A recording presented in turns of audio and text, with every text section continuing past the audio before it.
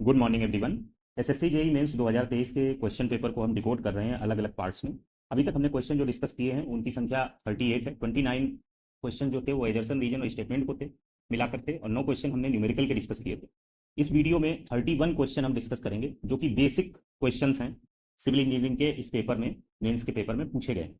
और ये मैं मानता हूं कि जब आप इसकी प्रिपरेशन करें तो ये 31 में एक भी क्वेश्चन गलत ना होने की आपका एफर्ट होना चाहिए। तो पॉसिबिलिटी है कि 29 आपके सही होंगे, तो फिर भी गलत हो जाएंगे, क्योंकि एक ह्यूमन एरर अगर करती ही है, आप कितनी भी कोशिश करें। खैर, पहला क्वेश्चन है, as per IS 456/2000 for ultimate limit state the partial factor of safety assigned for concrete. अब आप इमेजिन करिए मेंस में क्वेश्चन पूछा जा रहा है, जबकि प्री में भी ऐसे क्वेश्चन आना लगभग बंद हो गए हैं। किसी किसी पेपर में पूछ देते हैं। जनरली कुछ क्वेश्चन तो बहुत सिंपल रहने ही वाले हैं, उनको आप ये नहीं सोच सकते कि आएंगे नहीं। 100 क्वेश्चन का अगर कोई पेपर आता है तो सिंपल क्वेश्चन आएंगे उसमें 20-25 उन्हीं की तरीके से, तो ये 1.5 होगा। अगर स्टील पूछा जाता तो 1.15 होता। अगला क्वेश्चन आपके सामने है, it is found that the weight of liquid is 15 newton which measure 6 litres, calculate its specific weight. अगर बाई चांस इसकी डेफिनेशन आपको नहीं पता है तो यहाँ पे यूनिट देखिए, न्यूटन पर मीटर क्यूब है, और ये आपको वेट दिया है पर मीटर क्यूब, लीटर को बदलना है। अगर याद नहीं रहता है कि 1 लीटर में कितने मीटर क्यूब होते हैं तो थोड़ा सा कॉन्शियसली व्यवहारिक तल पर सोचिए, 1 मीटर क्यूब बनेगा कैसे? 1 metre into 1 metre into 1 metre, लंबाई चौड़ाई ऊंचाई मिला के बनेगा। और 1 मीटर कितना होता है, आप समझिए ना, 1 मीटर कितना होता है। और उस हिसाब से अगर आप एक पॉन्ड बनाएं तो 1 मीटर की ऊंचाई, 1 मीटर की चौड़ाई, उसमें कितने लीटर पानी आएगा। तो ये जो फार्मूला होता है 1 मीटर क्यूब में 1000 लीटर होते हैं, वो आपके दिमाग में फिट कैसे हो, उल्टा ना हो जाए, 1 लीटर में 1000 मीटर क्यूब ना कर जाए आप, तो उसका ये तरीका है। तो वही है, 1 मीटर क्यूब में 1000 लीटर होते हैं। और अगर उस हिसाब से आप करेंगे तो 15 न्यूटन बटे 6 लीटर को बदल देंगे 10⁻³ हो जाएगा। 10⁻³ ऊपर चला जाएगा तो 10⁻³ हो जाएगा। 6 का भाग करेंगे तो 25 छक्का 150 होता है, एक जीरो खा जाएगा तो 2500 न्यूटन पर मीटर क्यूब आ जाएगा। अगला क्वेश्चन है, the maximum water content at which reduction in the water content will not cause a decrease in the volume of soil mass known as, आगे ऑफ सॉइल सैंपल। क्या बोलते हैं इसको? देखिए, ये फिगर तो आप सब लोगों ने देखा ही है इस तरीके से, ये फिगर आप सब लोगों ने देखा है। तो ये जो लिमिट होती है ये श्रिंकेज लिमिट होती है। ये लिमिट क्या होती है? श्रिंकेज लिमिट होती है। ये प्लास्टिक लिमिट होती है, लिक्विड लिमिट होती है। इधर स्टेट लिक्विड स्टेट होती है, प्लास्टिक स्टेट होती है, सेमी सॉलिड स्टेट होती है, सॉलिड स्टेट होती है। इतने हिस्से में वेरिएशन वॉल्यूम में होता है, इस हिस्से में वेरिएशन नहीं होता। ये वॉल्यूम है, और ये एक तरीके से जो भी लिमिट है वाटर कंटेंट के हिसाब से वो यहाँ पे लिमिट मेंशन की जाती है। इससे रिलेट करके 4 क्वेश्चन बनते हैं। कौन से? जो लिक्विड लिमिट होती है वो किस स्टेट को किस स्टेट से अलग करती है, लिक्विड स्टेट को प्लास्टिक स्टेट से अलग करती है। जो प्लास्टिक लिमिट होती है वो किस स्टेट को किस स्टेट से अलग करती है, प्लास्टिक स्टेट को सेमी सॉलिड स्टेट से अलग करती है। जो श्रिंकेज लिमिट है किस स्टेट को किस स्टेट से अलग करती है, सेमी सॉलिड स्टेट को सॉलिड स्टेट से अलग करती है। श्रिंकेज लिमिट के पीछे की तरफ चले तो वॉल्यूम क्या रहता है? कांस्टेंट रहता है। वही ये क्वेश्चन कह रहा है कि किससे, मतलब अगर हम और वाटर कंटेंट रिड्यूस करेंगे क्या चीज नहीं बदलेगी, वॉल्यूम ऑफ सॉइल मास नहीं बदलेगा। तो ये लिमिट कौन सी है? ये लिमिट श्रिंकेज लिमिट है। आई होप अब चीज क्लियर हो गई होगी। तो करेक्ट ऑप्शन डी पार्ट होगा। अगला क्वेश्चन है, the unit of measurement used for estimating the quantity of expansion joint is. जो मेजरमेंट किया जाता है एक्सपेंशन जॉइंट के लिए वो मीटर में किया जाता है, जिसे हम रनिंग मीटर बोलते हैं। तो करेक्ट ऑप्शन ए पार्ट होगा। बहुत ज्यादा कहीं कहीं डिस्कशन नहीं है तो उसको नहीं डिस्कस करेंगे। अगला question, in case of volume batching followed for the manufacture of cement concrete generally the volume of 1 bag of cement is considered as. Volume M बराबर VD फार्मूला आपने पढ़ा है, मास बराबर वॉल्यूम इंटू डेंसिटी। वॉल्यूम निकालेंगे तो mass upon density होगी। 1 bag of cement का मास 50 होता है, डेंसिटी 1440 होती है। भाग कर देंगे तो आपको मीटर क्यूब में आंसर आएगा। लीटर में बदलना है, 1 मीटर क्यूब में हमने बताया 1000 लीटर, गुणा कर देंगे तो 35 आंसर आ जाएगा। करेक्ट ऑप्शन बी पार्ट होगा। अगला क्वेश्चन है, minimum length of a tongue rail in case of broad gauge railway track each. इसमें अलग अलग आंसर आपको मिल जाएंगे, लेकिन करेक्ट ऑप्शन है 3660 mm, इसका मतलब होगा 3.66 मीटर। तो करेक्ट ऑप्शन सी पार्ट होगा। अगला क्वेश्चन है, French polish is a type of which is use to hide the grain defects on hardwood substances. French polish जो है वो स्प्लिट वार्निश होती है। करेक्ट ऑप्शन ए पार्ट होगा। अब यहाँ पे ये आया कि जैसे ये क्वेश्चन है, ये थोड़ा सा मतलब मुझे लगता है कि शायद पॉसिबली ये आप PSC प्री में ना मिले, लेकिन गुप्ता एंड गुप्ता में भी हो जाए। तो अगर ऐसे क्वेश्चन है तो इनका सोर्स क्या है? जैसे अभी हम सिंपल है, इसमें 31 में आप 25:6 जाएगा रेशियो, या 26:5 जाएगा। जो 5 अननोनेस दे देंगे, हमारे एसी पी के 1 लाइनर, गेट के 1 लाइनर और गुप्ता के 1 लाइनर के अतिरिक्त 4-5 क्वेश्चन निकलेंगे इसमें।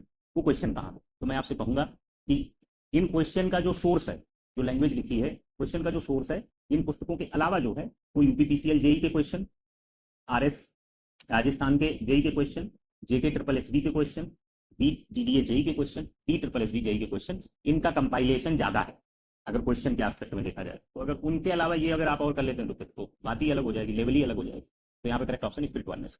इन saturated soils the initial consolidation is mainly due to. ये बहुत अच्छा क्वेश्चन है, ये बिल्कुल कॉन्शियसली अगर आप देखें, नहीं भी अगर आपको याद है तो आप समझ जाएंगे। जब इनिशियल कंसोलिडेशन होगा तो compression of air in voids तो नहीं होगा, expulsion of air in voids भी नहीं होगा, ये कंप्रेशन ऑफ सॉलिड पार्टिकल्स होता है, तो करेक्ट ऑप्शन ए पार्ट।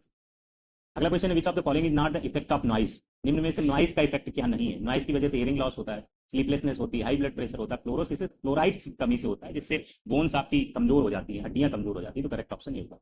इसके बाद select the air pollutant that does not belong to the category of secondary air pollutant. हमने कल एक पोस्ट डाली थी टेलीग्राम पे जिसमें प्राइमरी एयर पॉल्यूटेंट और सेकेंडरी एयर पॉल्यूटेंट की लिस्ट दी थी। सेकेंडरी में ओजोन है, फोटोकेमिकल, स्मॉग है, पैन है, हेलोजन जो आता है ये प्राइमरी में आता है, हेलोजन जो आता है ये प्राइमरी में आता है। अगले क्वेश्चन की तरफ बढ़ते हैं। अगला क्वेश्चन है identify the Dickens formula used for the estimation of peak rate of run off QP. ये क्वेश्चन बदल के भी अगर आएगा तो ये आएगा कौन सा फार्मूला, इस तरीके से ऑप्शन दे दिया, नॉर्दर्न इंडिया में ज्यादा प्रैक्टिस में आता है, नॉर्दर्न इंडिया में ज्यादा प्रैक्टिस में आता है, ए की पावर 3/4 क्यूपी बराबर सी बी ए की पावर 3/4। ये कौन सा फार्मूला है, डिकेन 2/3 रेवीज मेथड में आता है, 2/3 रेवीज फार्मूला में आता है, RYPE रेवीज फार्मूला में बोल रहे हैं, जो भी उच्चारण इसका बने। ये साउदर्न इंडिया में यूज होता है। एक क्वेश्चन जेई में पूछा गया है which of the formula is most practice in the northern India. नीचे फार्मूला है डिकेन फार्मूला, रेवीज फार्मूला और मेयर्स फार्मूला, ऐसे 4 फार्मूले दिए हुए हैं। तो याद रखिएगा कि Dicken is in northern and Ryves is in used in southern.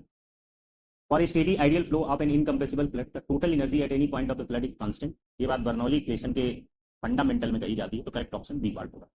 अगला question in the design of RCC structure the limit state of collapse deals with. ये वाला आगे का हिस्सा हटा दो, limit state of collapse deals with. ये SSC JEE 2017 में क्वेश्चन पूछा गया था टायर 1 में। इसका आंसर है the strength of the structure under the maximum design load. ये डील करता है, स्ट्रेंथ ऑफ द स्ट्रक्चर से डील करता है और मैक्सिमम डिजाइन लोड की कंडीशन में, तो करेक्ट ऑप्शन होगा। अगला क्वेश्चन है texture classification of soil is based on. Texture classification of soil based करता है ग्रेन साइज पे से। अगला क्वेश्चन है सोल्यूशन ऑफ रेजिन और रेजिनियस सब्सटेंस डिसॉल्व्ड इन अल्कोहल, टर्पेंटाइन और स्पिरिट इज पार्ट। ये बात इसकी डेफिनेशन है, करेक्ट ऑप्शन बी पार्ट होगा। अगला क्वेश्चन है identify the behaviour of study of soils, behaviour of study of soils in which the zero air wide unit weight is found. ये gate से relate करके क्वेश्चन है, बहुत simple question है, compaction test होगा। कॉम्पैक्शन टेस्ट में zero air wide line हम major करते हैं, समझते हैं उसके कॉन्सेप्ट को। अगला क्वेश्चन है इस पर IS soil qualification if the coefficient of uniformity of soil sample is greater than, if the coefficient of a uniformity of a soil sample is greater than 6 and the coefficient of curvature lies between 1 and 3, the soil is classified as। अगर 6 से ज्यादा है और coefficient of curvature 1 से 3 के बीच है तो soil बोली जाती है, क्या बोली जाती है, बोली जाती है आपकी well graded sand. Well graded sand, well graded sand कौन हो जाएगी, SW।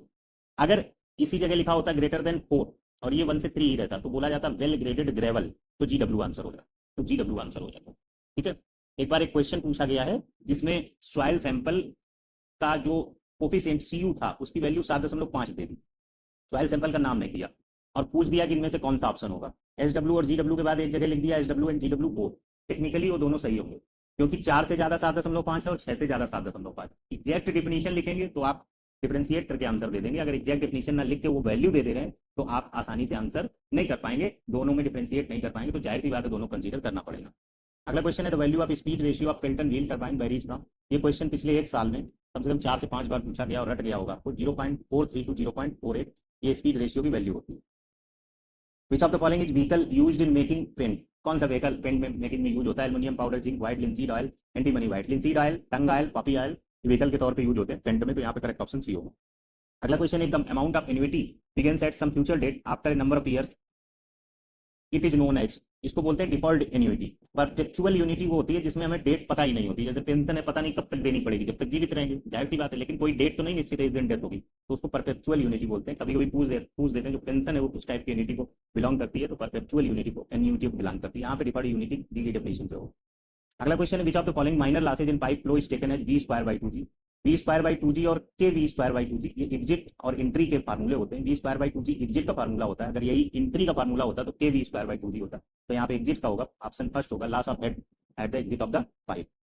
अगला क्वेश्चन है as per IS 4562,000 the deflection including effects of temperature creep and shrinkage occurring after erection of partition and application of finishes of RC structure should not normally exceed span upon 350 or 20 mm whichever is less। अगर यहीं पे लिखा हो final deflection, शुरुआत final deflection से हो और अंदर ये यहाँ तक लाइन सेम हो, इसके बाद कुछ और डाटा मेंशन हो, हॉरिजॉन्टल डायरेक्शन की वगैरह की बात हो, तो आंसर सिर्फ स्पान बटे 250 होता है। दोनों क्वेश्चन बहुत पूछे जाते हैं, यहाँ पे इसका आंसर डी पार्ट होगा। अगला क्वेश्चन है plane table surveying Lehmann's rule are associated with. Lehmann's rule जो एसोसिएट करते हैं तो 3 point problem method of resection से रिलेट करता है लेमन्स रूल, इसे ट्रायल एंड एरर मेथड भी कहते हैं, method of resection by 3 point problem. ये सब बहुत बेसिक क्वेश्चन है, इसमें बहुत ज्यादा डिटेल में जाने को मुझे कोई मतलब नहीं समझ में आ रहा, इसलिए मैं बहुत डिस्कस नहीं कर रहा हूँ। Identify the defect in timber which is not caused by seasoning of timber.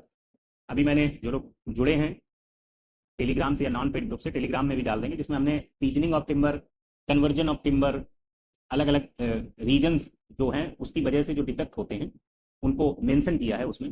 तो ये स्प्लिटिंग, चेक्स, वारपेज, ये जो आते हैं सीजनिंग में आते हैं। रिंगाल जो है ये ड्यू टू नेचुरल फोर्सेज की वजह से ये डिफेक्ट अगर करता है तो करेक्ट ऑप्शन ये पार्ट हो जाएगा। और ये क्वेश्चन अपने आप में कई बार आया हुआ क्वेश्चन। अगला क्वेश्चन है, as per IS 456 the pH value of water used for mixing and curing of cement concrete. अगर ये भाषा ना भी लिखी हो और पूछ दिया जाए pH value of water shall not be less than, तब भी आंसर 6 होगा। ये भाषा लिखी है तब भी आंसर 6 होगा, तो यहाँ करेक्ट ऑप्शन 6 होगा।